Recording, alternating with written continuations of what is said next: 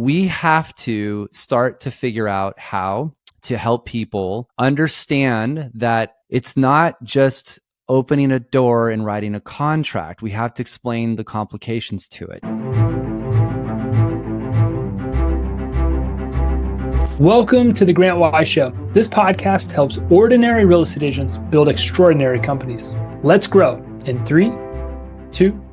What is up? Welcome back to the Grant Y Show. I'm excited for our guests today, and I can tell you if you're listening to this episode, you're going to have a lot of fun.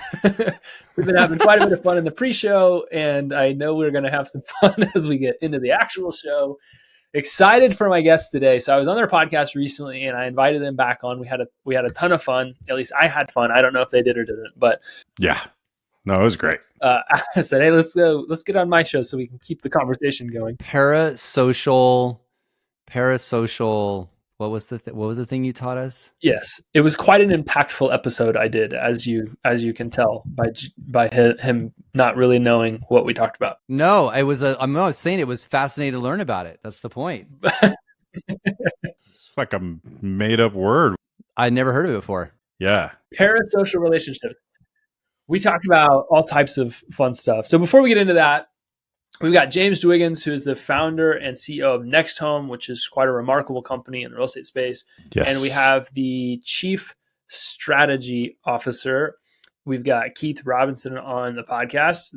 I was on their show a couple of days ago. And again, like I said, I wanted to keep the conversation going. I know we're going to have some fun today. But before we dive into that, James, just give us the backstory, man. You've got quite a remarkable company now. Next Home is at, I believe, just over 6,000 agents or 6,000 team members throughout the country. And just give us the backstory. How did you all get to where you are today? Yeah, I mean, so I'm third generation in the business. My grandfather started his real estate company in 1967 and grew it, ironically, to a very large company in the 70s and 80s. And back then, he had 123 agents in 3 offices. That was big for then. He was an ERA franchise. I'm willing to bet most people don't actually know ERA stands for Electronic Realty Associates. So he did that. Both my parents were real estate agents and brokers. I worked for their company when I was very young. Back when I was 18, 19, I worked in their real estate business. And I got involved in the software side of the industry shortly thereafter. Started a couple prop tech companies that I sold. The first one in 2001 and the second one in 2006. So I've been both in, the real estate office, in tech, and then I got involved in franchising. I went to work for a client after the sale of my second company, a company called Realty World in Northern California. It had about 420 offices. It's actually how Keith and I met. He was running a very large Better Homes and Gardens organization up here. So we went to the same meetings and shared sorrows and had cocktails together about how great it was in 2008. Yeah, it was 2008. So for those of you who have been around that long, you remember those days. It was bad. At some point, we had this idea that we wanted to start sort of a new progressive, fresh, kind of younger feeling real estate brand in the market. And in 2014, we launched Next Home. We ended up buying Realty World from the owner that we used to work for. So we had 2 franchises that we were now running. Keith came on shortly thereafter. So he's basically a co-founder, has been with us since the beginning. And we've grown it to about 630 locations in 49 states. The company does a significant amount of business. We'll do close to 30,000 deals this year, and about 12 billion in volume. So it's a big organization that does a lot of work, and we bootstrapped it. We had no investors. We bootstrapped the whole thing from the bottom up. So it's my co-founder and partner, Tay, and I were the original investors into it. And our board meetings are a bottle of wine.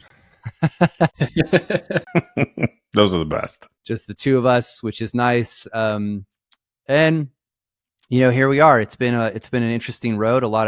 We rode it up from 2014 to about a year and a half ago until the market turned. And it's been a tough year and a half in residential real estate, but we're very fortunate that we have a really unique company culture and we do things a little bit different and great people that we get to work with every day. So digging in on your culture a little bit, what is it that makes you all unique? And what is it that feeds that type of growth?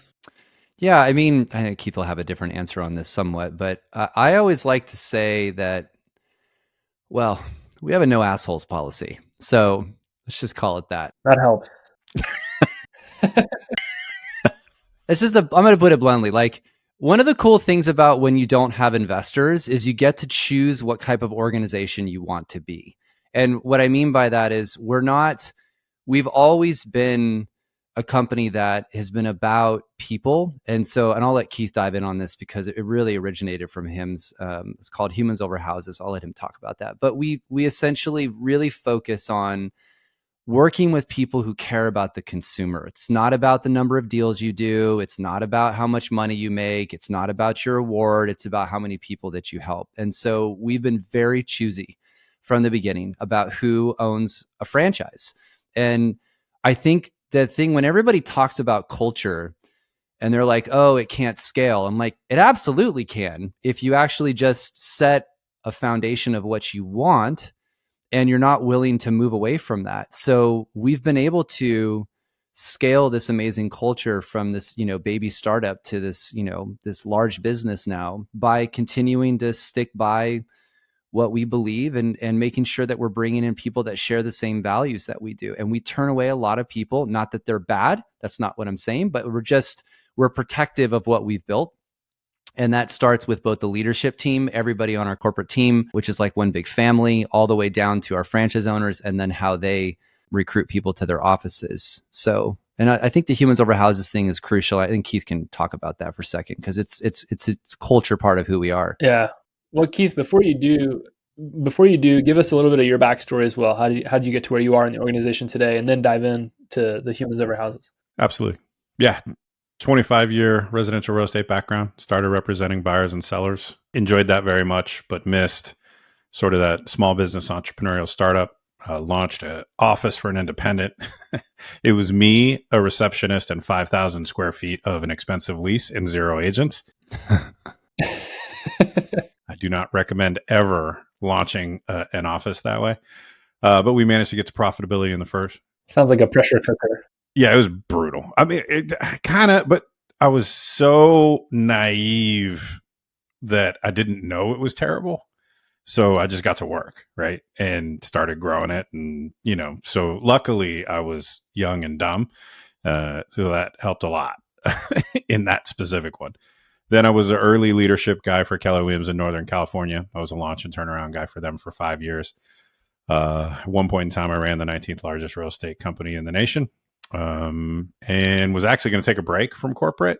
But James is good at what he does. Vision casted what Next Home was going to become. And it's a very interesting experience you don't often get an opportunity to be intimately involved with what feels like it will be something of significance, right? And you can feel the groundswell early. That energy. You were talking about culture, and maybe that's my background. I'll segue off of that and talk about culture for a second, and then wrap it around to Humans Over Houses, unless you have questions about background, but it's boring and no one really cares. So, there's a startup culture that everyone has, right? And so, how do you define startup culture? Well, for me, it's accessibility and vulnerability, right? Those are the two characteristics of startups. Everybody's working together, common vision. You're working long hours. You're just all in the boat, rowing as hard as you can in the same direction.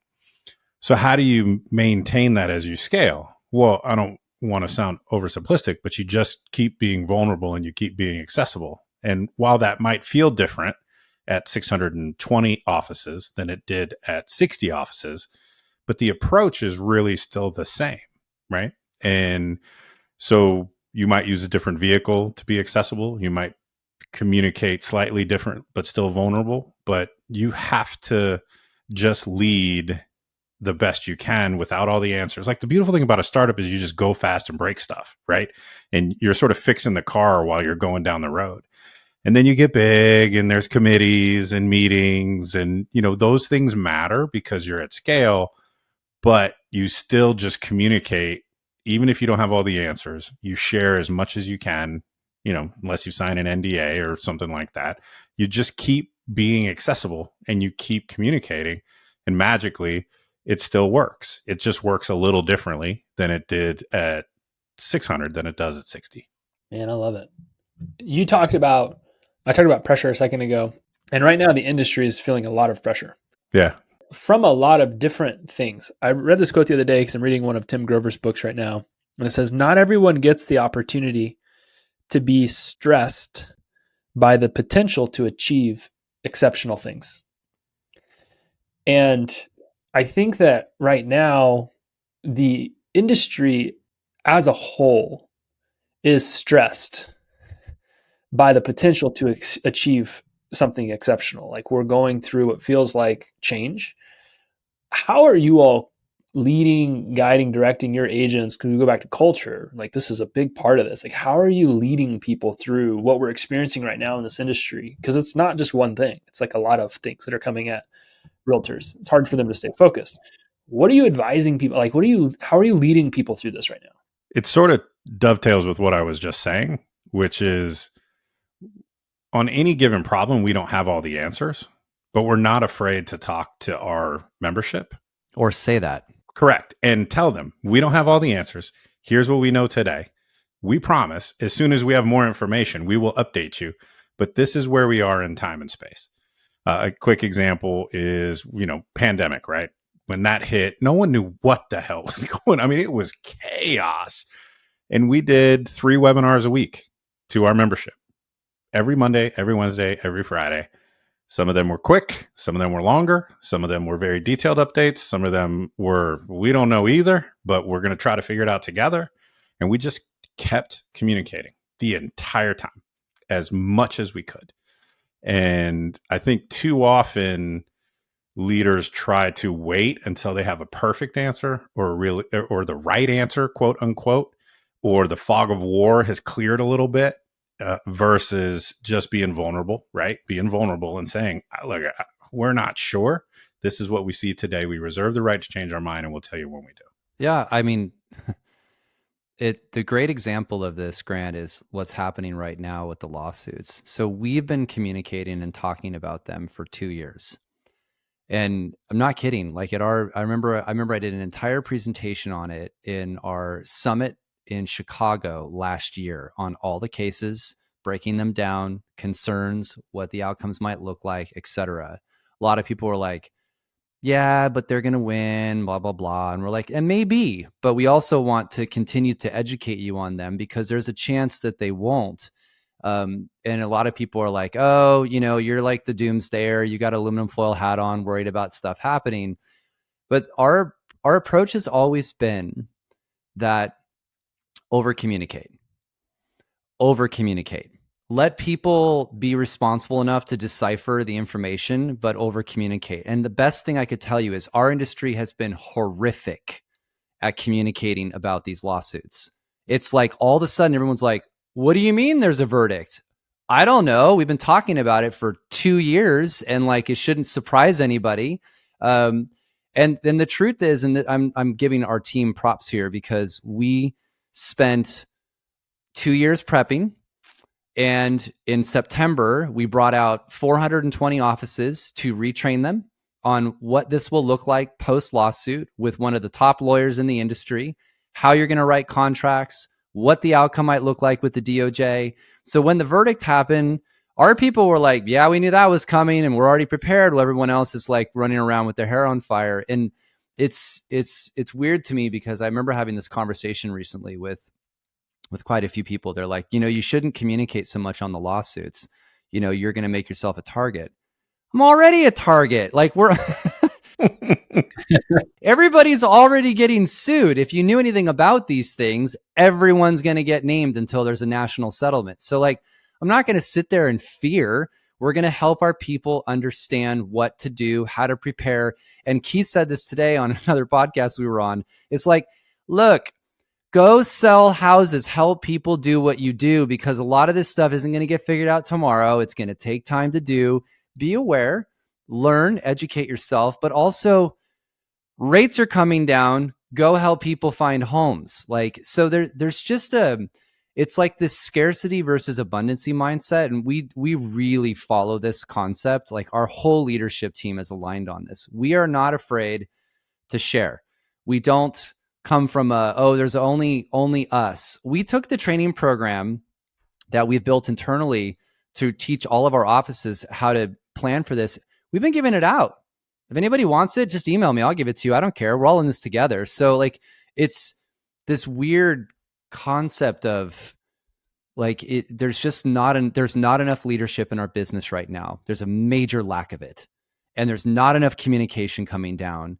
We have people that are asking us like, "Hey, how do I prepare if I get sued?" Actually, on my pod, we're interviewing Katie Johnson. Keith and I are interviewing Katie Johnson from the Chief Legal Officer for NAR, and we're going to have her explain that. Like, I think there's this concept of people don't understand that what they appreciate more information. And the comment that Keith made from a leadership perspective is vulnerability. Like, the more you can get vulnerable and people see you as just because we are, like Keith and I are the most down to earth people possible. Like we're just like anybody else. People relate to that. They want to be part of that. And there's too much ego in our business. There's way too much ego. So there's a bit, there's a bit, which is a whole different topic, I think maybe, but one of the things I love that, and if you're listening to this right now, maybe you're an agent or you're a team, you're like, how does this apply to me? What I love about what they're teaching you here is these are principles that you can use to grow your organization. Over communication is a tool for building trust. You have to build trust in the marketplace with buyers, with sellers. If you're a team looking to recruit agents, like you're really not in a different business. You take the lessons of authenticity, of accessibility, of vulnerability, of communication, and you apply those things to what it is that you do. Principles of business, marketing, advertising, sales, these things don't change. And so you can take what they're telling you right now and you can apply it to how you would use it in your business. And this is something that can really help you transform the way that you are growing. Yeah, Grant, the number one complaint about real estate agents is what? Lack of communication. Lack of communication, 100%. Right? Yeah. Like, and so often we feel like with our clients, we have to have all the answers. And that's not true. You have to know where to go to get the answers. You can lay out for your clients. We are here, right? Think of those, those big maps, right? And then there's a little red arrow. It says you are here and you're trying to get to there. Here's where we are today.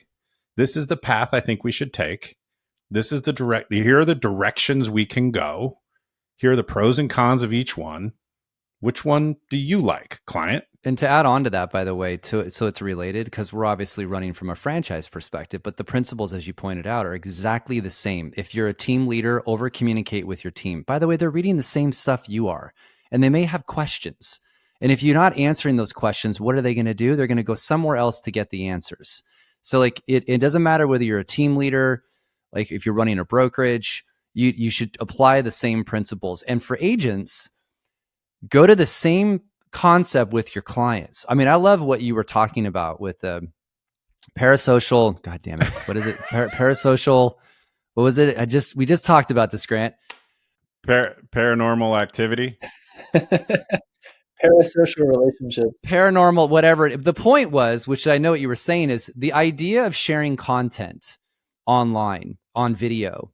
You're posting all of this content about the market, changes, interest rate, trends, whatever it might be. You don't know anybody that's following you, but people are. They're watching. They're getting to know you. They feel like they know you. And all of a sudden, somebody's reaching out, like they're talking to you like you've been best friends for 2 years. And you're like, who the hell is this? Well, because they've been following all the content. You're over communicating. That's the thing is, I just like when everyone's like, it was great on the pod when you talked about this because yeah, it's like, well, I don't know what to say. Pick any question somebody asks you. Yeah. And make a video. Like just start somewhere. And like, based upon all the crap we see online, nobody cares if it's professionally produced or not. Yeah. And there's plenty to talk about. Yeah. Putting my marketing and advertising hat on right now, the less produced, the better. Like I'm seeing people build followings up into the hundreds of thousands and they don't even actually like produce anything at all. They take random videos of themselves. Like walking down the trail. Yeah. Yeah. And then they put captions on them and they blow up. Like it's ridiculous how simple it is right now. Going back to something that you said a second ago, when we're talking about communication, another thing that you've got to factor as an agent, team leader, broker owner, if listening to this, is perception. And when you only ever share your wins, which is what a lot of real estate agents do, what happens is this perception starts to develop, essentially like that you're perfect, you don't make mistakes, your clients all have perfect experiences. And then how many real estate transactions have you been a part of where everything went right? It's like 0 to 1% of the transactions you've been a part of that actually were flawless. Most transactions are train wrecks. Like, not all of them, but emotionally they are, because it's such an emotional experience. And if the only thing that you ever put out socially is how you're crushing it, your clients are happy, they had a flawless experience, it sounds good, but it also sets you up to fail with the next client, because they're going to look at that and say, why wasn't my experience perfect like you put out on social media all the time? So this vulnerability and actually sharing what's going on in real estate transactions, if you look at these shows, and whether you like them or not, $1 Million Listing, what is this a show of? It is a show that has dramatized the real estate transaction in a way where it's like every negotiation is triggering and something's wrong and something's bad and something's broken. But the real estate community really starts to like lean into this. Why? Because it's drama, because they're sharing what went wrong, because they're walking through how they made it right. And I think that if you're a realtor that thinks like, well, I've got to live perfectly, like that's a perception, I got to go get the car, and that, no, actually you're setting yourself up for failure in a big way when you don't communicate, when you aren't authentic and vulnerable. These are really great marketing lessons, not just, business and life principles. I mean, I agree with everything you've said. That oftentimes what people will either do is they only share their wins, right? Social media becomes the Sports Center top 10 of your day, of your week, of your life, right? And that's not realistic. Those are just the 10 best plays of the day, right? Or you put out a video where you basically just dunk on your clients, right? Not your specific client, but you talk about how, clients never call me back, or, the stupid neighbors coming in the open house, or those aren't the stories people want to hear, right? Authenticity doesn't mean you only share when you win. Yeah, but people don't even relate to that if it's only a win. Well, it's like we all have that friend who every meal they've just eaten is the best thing they've ever had, right? We all have that friend, right? And you're like, well, I mean, is it really the best one you've ever had? Like, ever? What about the last one? We're on a topic that I would really love to get your take on, especially because of the lawsuits, and you all are deeply integrated and involved. But my question here surrounds perception. How do we as an industry alter the perception of our industry? What advice can you give somebody that's like, okay, you need to make this change, because society does not view the real estate space as like the best. They get equated a lot of times to used car salesmen and this. And I know that's not everybody, because there's wonderful people in this industry, but the perception obviously needs to change. How do we collectively come together and change the perception of our industry? I'll start, Keith, and you can piggyback on this one. So I am of the opinion that for the longest time, coaches and people have talked about sheltering their clients from everything in the it's our job to make sure the client just sees this incredibly smooth thing, and it's emotional, and we got to make sure they don't, all the details are hidden. I'm of the opinion that that's the worst advice on this thing, on this entire planet, because what happens is people don't know what they don't know.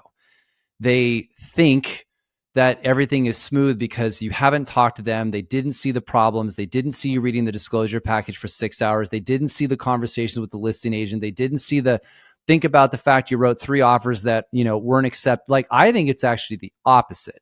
I believe our industry has to get very good at showing people what it is you're doing while managing those emotions and being a therapist, which we all know realtors basically are. And this kind of ties into to what we were talking about before. Like, it's not all rosy. Like, I think society in general, I'm going to tie these two together, actually wants authenticity, because they're sick of seeing everything looking amazing on social media. I mean, I hate social media. I'm going to say it. Like, it's just, to me, it's just like a total misrepresentation of the planet. Like, yeah, I'm really glad you had a good dinner, but I know that you were fighting with your spouse an hour before. Like, and everybody sees this stuff. And so, because I think most people are trying to find a way to compare themselves to that which is unrealistic. They're like, God, my life sucks. Like, I don't have all these rosy things going on. And it's like, well, it's not, because every single person who posted that probably just had a fight an hour earlier, and we're all in the same boat. So to some degree, the more authentic you can be, share the wins, share the losses. Like, shit, man, I had a deal today that went south. It was a weird circumstance. This is what happened. The buyer didn't tell me something correctly. We lost I don't know, like, share that stuff so that people go, damn, I didn't realize this was that complicated. Damn, I thought my realtor just like showed a house, wrote an offer, it took them 5 minutes to do it, and they got paid a ton of money. Yeah, no one's posting the 160-page HOA docs that they're reading for their client, right? Right. They're posting the, I just pulled up in my white Mercedes for my 2 martini lunch, right? Now, both are good. I understand that part of social media is showing that aspirational components of your life. Fine. And we should also show them the hard parts and the seriousness of the job, because there's a bunch of it that is really serious and a lot of work goes into it, right? Like that 160-page disclosure document that Keith just referenced, it'd be like, man, got a disclosure document today in this complex, went through it. There are like 6 things that any buyer should know. These are the 6 things that you should be aware of inside this disclosure document. If you're interested in knowing more about this particular facility, let me know. There's a 30-second clip. There's a 2-minute clip right there. And that, to me, is what we have to start doing, so that people don't think they see the gross commission check and they're like, oh, my realtor got paid a fortune. I'm like, okay, first of all, they're independent contractors. They have to pay 30% of that to the government. Secondly, they have to pay their own health insurance. Third, they had to do a broker split. Fourth, they have their own operational costs. Fifth, they took you to lunch, and all those are expenses paid up front, making sure that you do a deal. They drove around in their own car. They have car insurance. Like, see my point?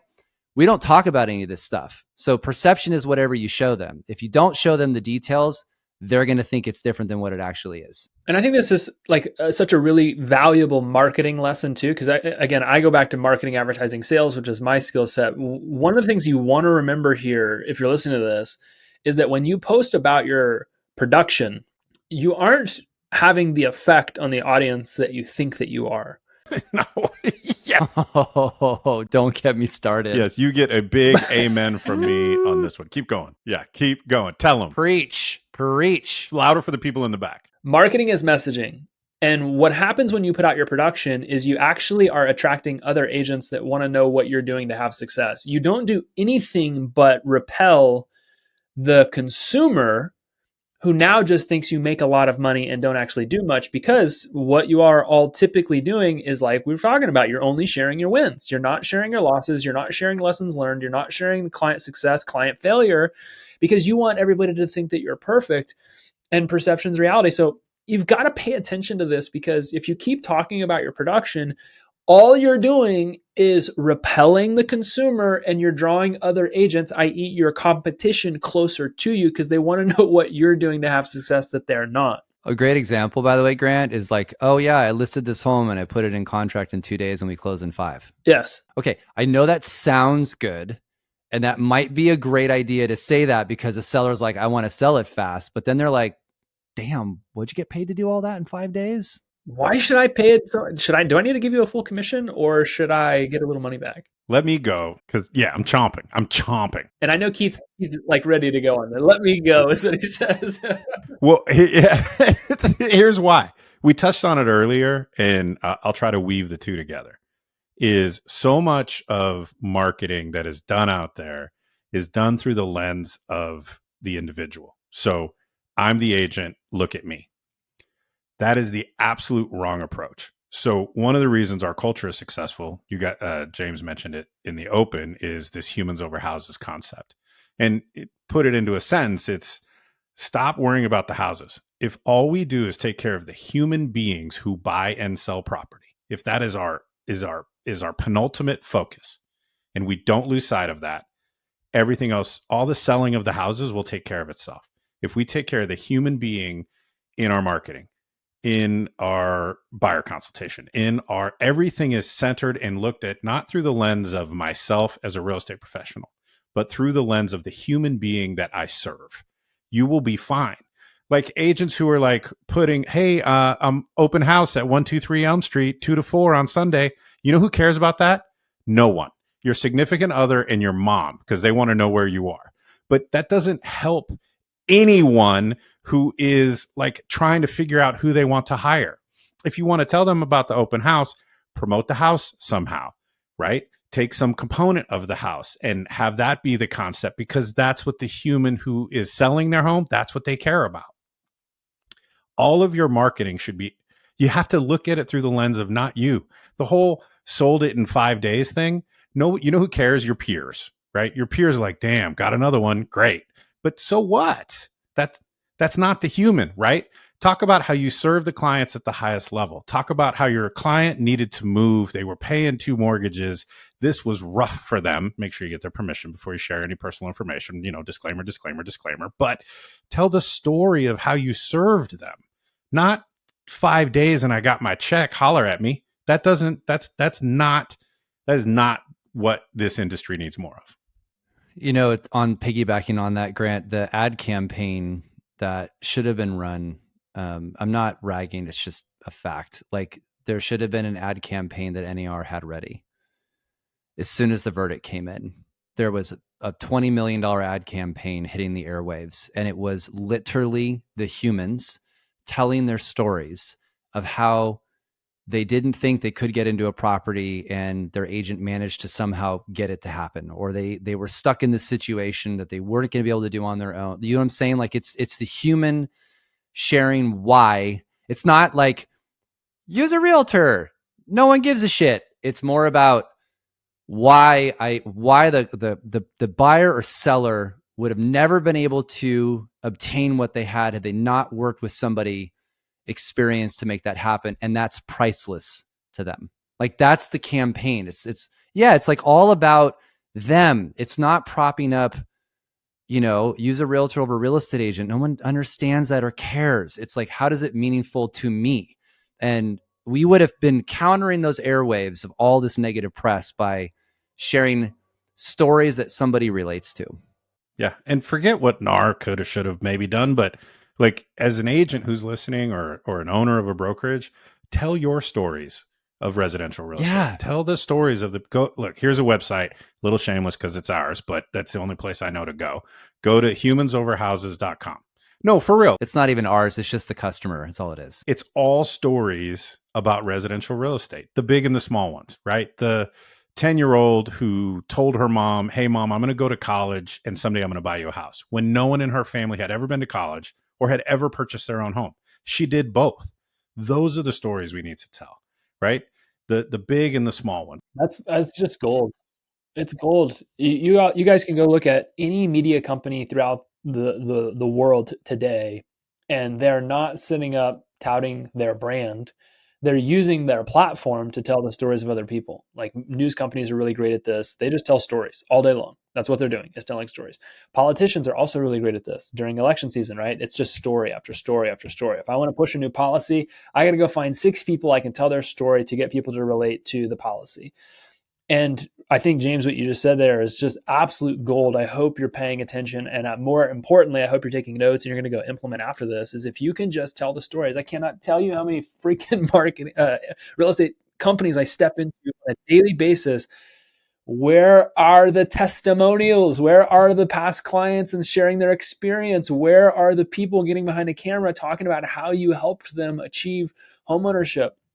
There are so many marketing lessons that exist in just this one little blurb, talking about buyer and seller psychology, talking about what narrative transportation, talking about the hero's 2 journeys, talking about positioning yourself as a guide. There are just like 5 or 6 things I could go off on right now, and I want to respect the podcast because I want you guys to do most of the talking. But that's also the point is to get the content out. Just go do it.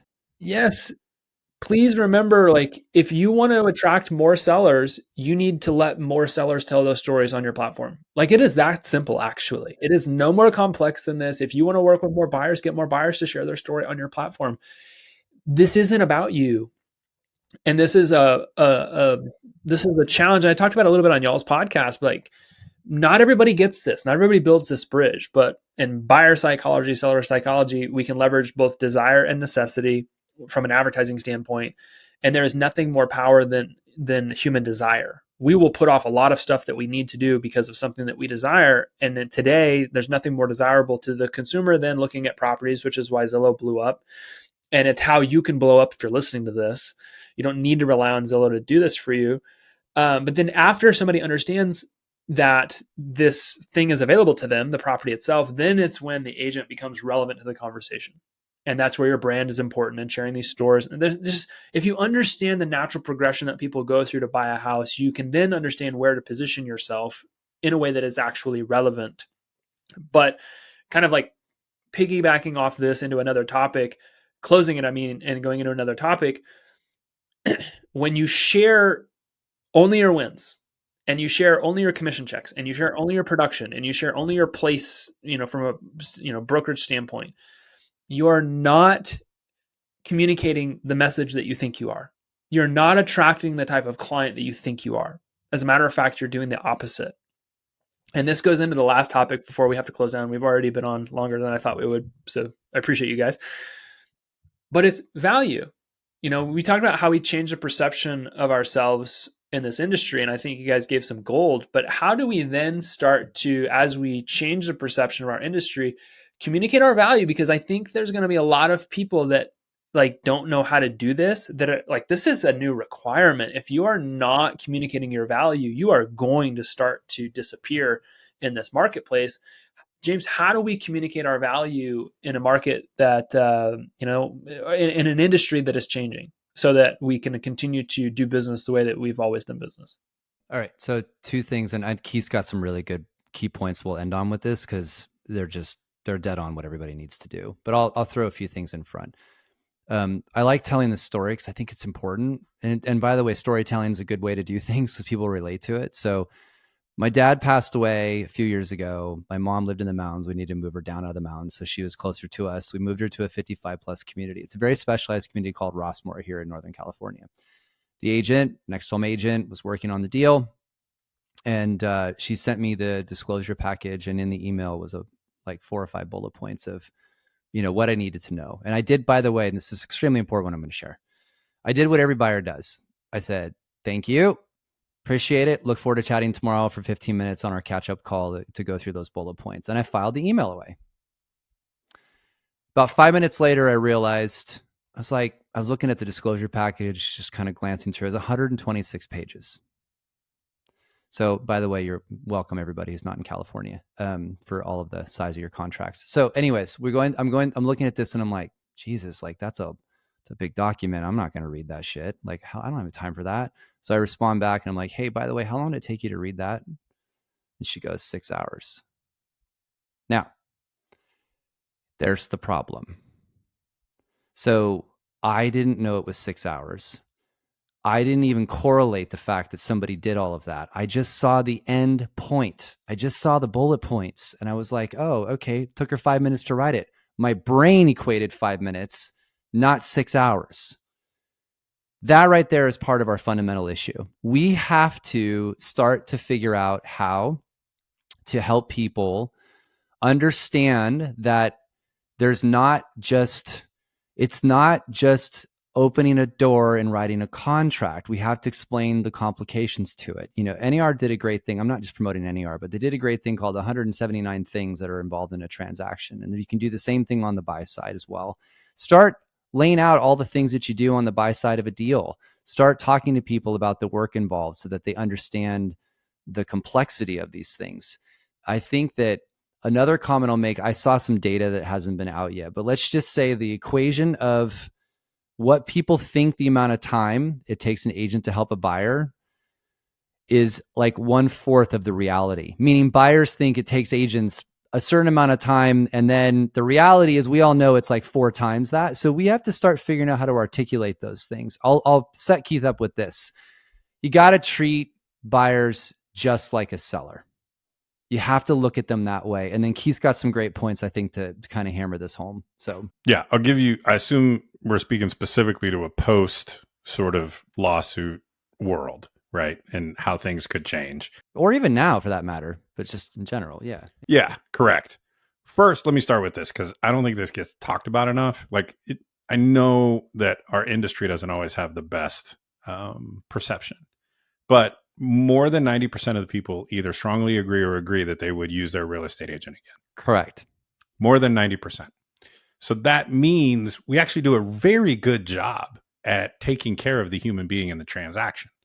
Less than 20% actually do because it's 7 to 10 years later, right? And so as an industry, we need to do a better job at nurturing that relationship over time and providing value beyond the transaction. Sometimes I think this sort of bad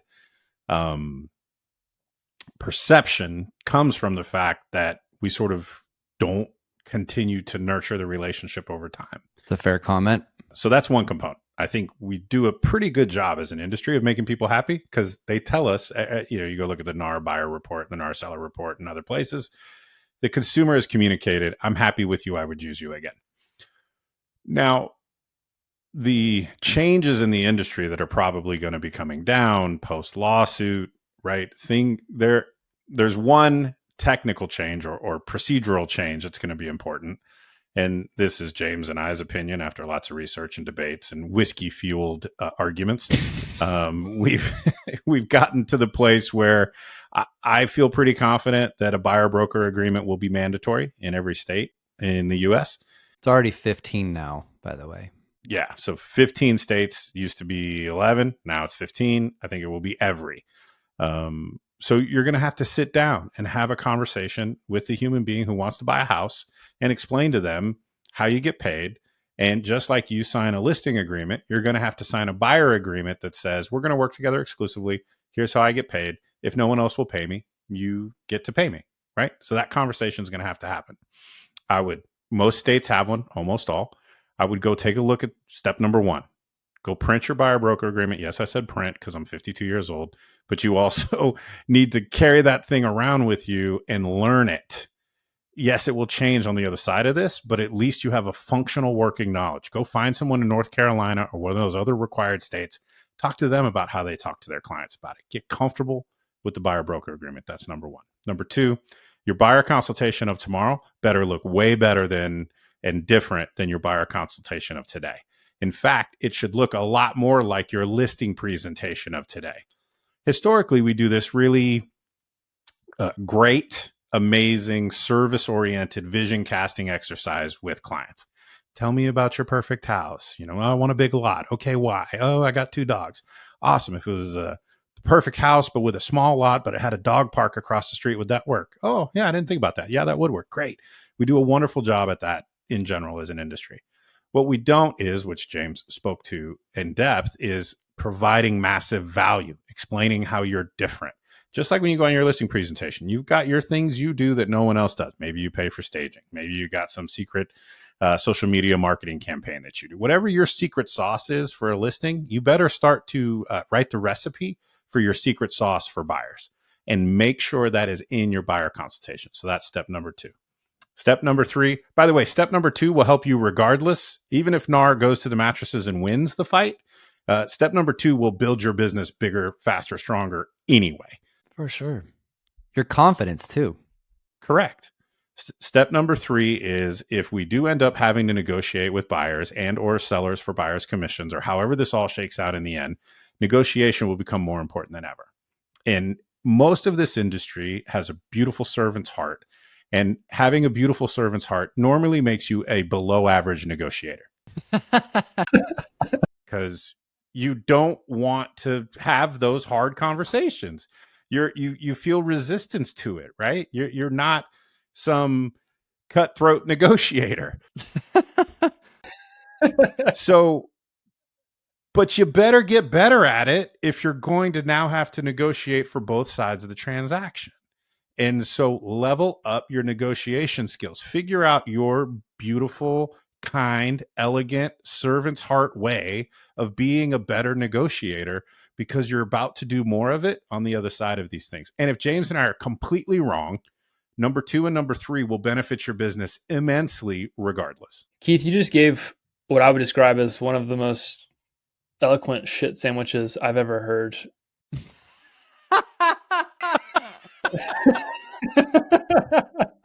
Look, we're all born with certain gifts. That happens to be one. That's funny.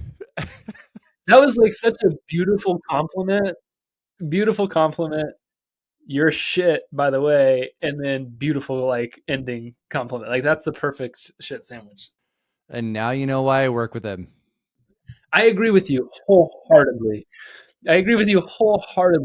And I do also agree with their like closing there. Like everything that he just said to you, even if nothing bad happens, will make you better in business. It will make you better at a lot of things.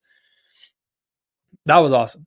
I appreciate you guys so much. I've had such a good time. You know, obviously we've only just met each other in the last couple of months, but getting to talk with you more and more, getting to be a guest on your show, and you all coming back here and being on mine, I really appreciate it. I appreciate you both. Well, and real quick, just to plug it, I just want to say, I'm not plugging our podcast, but you need to go to it only because you get to hear Grant's story, and he talks about it in detail and vulnerability, and it's a really good episode. We enjoyed it a lot.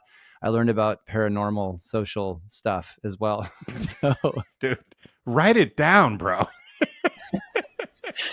I'm just messing around, but genuinely check it out because it's a really good show on Grant. So I'll make sure that guys that I link that show so that way if you want you can click over and you can watch it. I do highly recommend it. It was great. There were a lot of really great points on both sides. Definitely. Before we just cut out here, I know we just have like 2 minutes.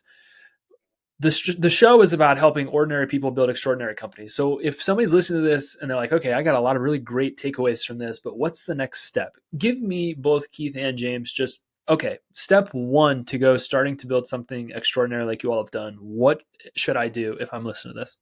I was going to say that I think get really, really comfortable in authenticity and vulnerability. I've gotten there. Like people expect me as a CEO to be like this super polished individual, and I can be, but I also was on the phone with brokers where I'm helping them talk about their personal lives and like dealing with emotional problems and their kids, and like I'm also can get down on that level and just be a human and let them know instead I'm not this guy in some ivory tower. Like I'm just like you. I'll have a beer and I've got the same freaking problems that you do, like everybody else. Authenticity and vulnerability, I think people are craving it. And if you can implement that in your life for both your clients or if you're a team lead, whatever it might be, I think you will find that you will attract like-minded people and just be happier, honestly. Love it. I agree with what James said. So we don't repeat ourselves, I'll give something different. Just start. Like, just start. It's business is never a straight line anyway. We sit in the lab with the whiteboard and we draw out all the shit, right? And and it never looks like that ever. So start. Like, fear has killed way more dreams than failure ever has. So just start. You'll be wrong. It's fine. Maybe you're thinking about starting social media because you're listening to Grant's pod and he's great at it. And you're like, yeah, fine. Okay. But then you think something like, I hate myself on camera. Well, you sold all those damn houses with that face already. Put the face out there. Like, what are you so afraid of? Your first video will be trash. Keith and I have a podcast and we are not attractive. So like, who gives a shit? Yeah. Yeah. I back in the day, I sold a lot of houses with this giant bald dome, right? So, but you have to start and course correct along the way. Your first video that you do will be terrible. It will be horrible. Post it anyway, because your 101st will be way better and your 1,000th will be better than 99% of everyone else. So just start. I'll absolutely love it. Solid advice. Solid guys. I appreciate you both again for being on the show. Thanks for having us. It was fun. Of course, my friend. And I appreciate you all that are continuing to listen to the Grant Wise Show. This has been a great one. I know you're going to have a lot of good takeaways, but now it's time to go take action. So I'll see you on the next episode. Peace. Thanks for listening to this episode of the Grant Wise Show. Please don't forget to subscribe to this channel, leave us a review, and we'll see you on the next episode. Thanks.